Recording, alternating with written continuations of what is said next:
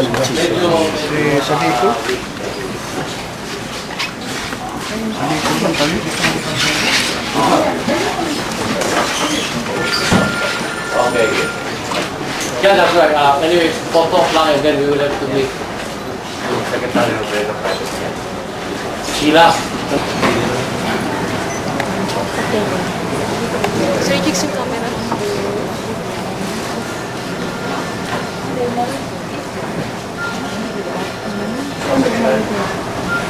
Yeah, okay. Well, thank you.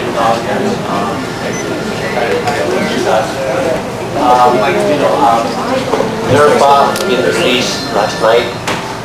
She arrived in Zamboanga at 3 o'clock and she's under stress. Her medical condition is not good, but she has agreed at least just to be in front of you. But she has asked that no questions be asked, and we will have to abide by that. Secretary, of course.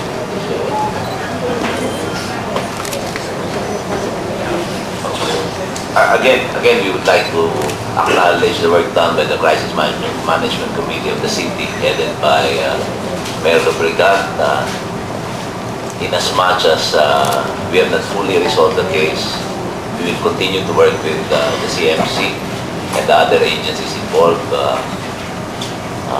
We'll try to put a final closure on this as soon as possible, and we are seeking the cooperation of the members of the media in this, in as much as it's really a very sensitive case, and the cooperation of everyone is visited. So again, we would like to thank the media. You have been very patient with us. You have been cooperative. And the primary concern is the life of the victims, especially now the life of Kevin is very, very important. So we would ask again the media to help us out. Let's hope this thing will. Thank you. So.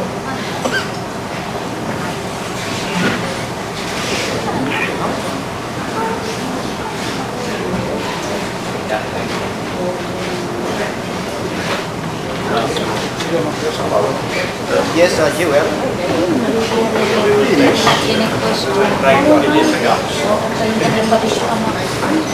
Okay. As much as we can fill in the gaps, we will fill in the gaps. But like I said, Kevin is still in the hands of the kidnappers, and we are very, very concerned about that situation. Alina? We now open the floor for questions. Joel Reyes, ABS-CBN. Good morning, Mr. Secretary. Sir, a question. Ang million-dollar question is, may ransom po ba? Ang kausap niya ang asawa ng biktima.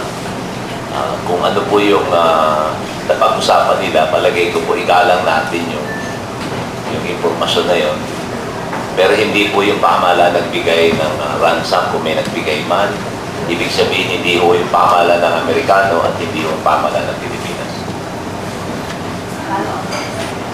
Ano po ang plano ngayon kay Gerfa? The mayor was saying earlier dawn that she will be investigated or going to be interviewed by the authorities for... The first thing that will be done after this is she is going to be flown to Manila for further medical checkup. Actually, they wanted to bring her to Manila right away, but I think it's possible that we have this presentation here.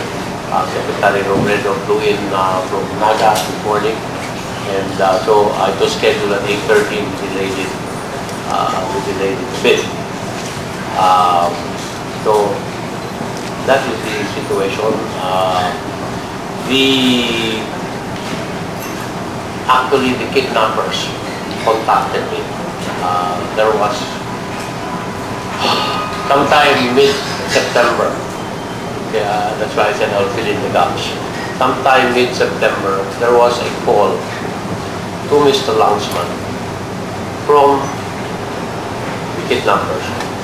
And they were asking Mr. Lunsmann to get in touch with me. Mr. Lunsmann actually did not know why. I did not know why, but when Mr. Lunsmann and I spoke, he said that that is what the kidnappers wanted for me and Mr. Lunsmann spoke.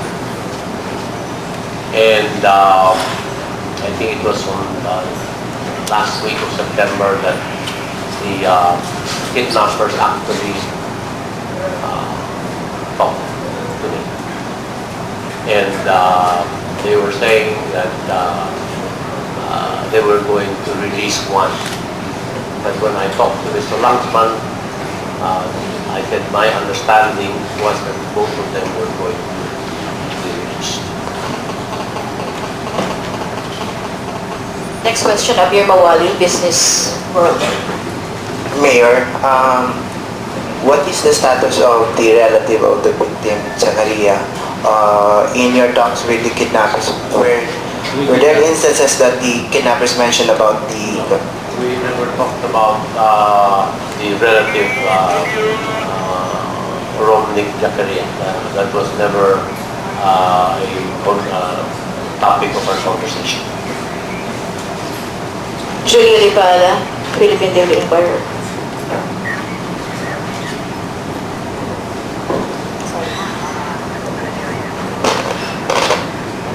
Buenos Mayor. First, follow-up lang kay Donante yan mentioned to that kidnappers made parang sort of arrangement that they were the ones contacting you and contacting the Lunsmann in Virginia. Is that right na? Tama ba, Kel? Ako hindi ko sila tamitan inform. Actually, what happened is that they contacted Mr. Lunsmann and they instructed Mr. Lunsmann to get in touch with me.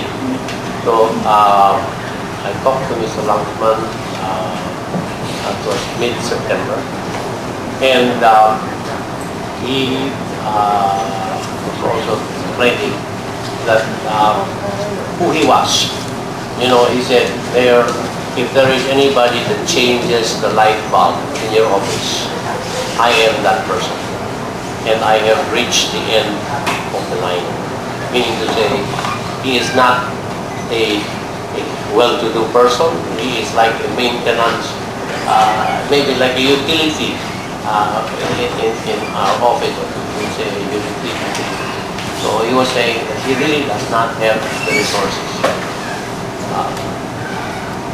Kasi Mayor, parang there was an impression that the two will be free. How come parang only one? Okay. That was the understanding. Maybe there was some miscommunication because Mr. Lunsmann was saying he wants both released, and the kidnappers were saying one, but Mr. Lunsmann was saying two. And maybe this is now what you call. He said, yeah, he will be released, but they did not say when or how. But it's just like yes, something like that. So, per the understanding of Mr. Lunsmann, that both will be released, but the kidnappers said no. Our understanding is only one. Last year, Mayor, according to Chief Superintendent Latag, prior to the turnover to the CMC, Chenia coordination with the FBI, does it mean that there was also direct intervention from the U.S. government as regards to those money? Like this. If anything happens to Filipino abroad, the Philippine government will intervene. The Philippine embassy will always intervene. If the Philippine embassy does not intervene, it is not doing its job. So we now have a situation wherein there is a U.S. there are U.S. nationals involved, and definitely the U.S. government comes in to the picture. So, in fact, I can tell you, I spoke to Ambassador Thomas several times last night, as I was also, every move that I have made, I have informed Secretary Robredo, even before agreeing to do anything. Also our Chief of Police has been very, very involved. Every time there is a development, I inform him. So it is not as if, we are doing things on our own. I am part of government and I have to follow the policies of government. So, but if you're going to say the U.S. intervened, no, they are involved. There is a U.S. citizen involved. Analisa Verano. Yes. Can we just clarify in as much as there might be a lot of room for interpretation on the word intervention. First of all, it's only but proper that we consult them in as much as there is a foreign national involved. But in terms of getting involved in the negotiation, in the operations, as to how the hostage will be released, there is no intervention. But in terms of getting their position, their assistance, in as much as we're dealing with a foreign national also in the United States, it's really necessary that we consult them. This is a rather peculiar case because normally the chair of the CMC doesn't negotiate or doesn't deal with the kidnappers. But in this case, we requested the mayor to personally handle it himself. In as much as this was also requested by the other parties, and we felt that given the seriousness and the delicateness of the issue, it was best that the chair of the Crisis Management Committee handle it. Analisa Verano, Radyo Bombo. Mayor, good morning. Sir, Mayor, you made mention about miscommunication regarding some... No, there was a miscommunication following some release. Okay, you may take me out of context because according to Mr. Lunsmann, his understanding was both to be released. And when I talked to the kidnappers contacted me, I said, that is what Mr. Lunsmann said. And they said, no. So next time I talked to Mr. Lunsmann and told him that, Mr. Lunsmann was asking if I ever get to talk to the kidnappers again, for them to call him because that was his understanding. Mayor, any idea why only one was released and the son was If we can have both released, and at one point in time, I was even telling the kidnappers, wala namang kasalanan si Kevin. Bakit hindi na lang yung dalawa? Maybe, Mayor, do you agree siguro because of the ransom that they've been asking for a higher amount? This way, they have kidnapped and it is kidnapping because they have made demands now. So I cannot speak for either party. I was just asked really to try to get. The next step, Mayor, what are we now doing to resolve this case? Okay. Well, we will have to let Gerfa really recover. Okay. In fact, we had a hard time convincing her to even just for a photograph. But we assured her that there will be no questions asked. She herself, when Secretary Robredo was asking questions how she was released, she couldn't answer. I don't know, maybe she's still in a state of trauma. Secretary Robredo, sir. Sir, any instructions to your men in the field as to the resolution of this case? Until we have secured the two, meaning Kevin and Romnick Jakaria, we're still working on the negotiation track. I think the primary consideration is the safety of the victims. So meantime that we're still working with the process, we will stay put.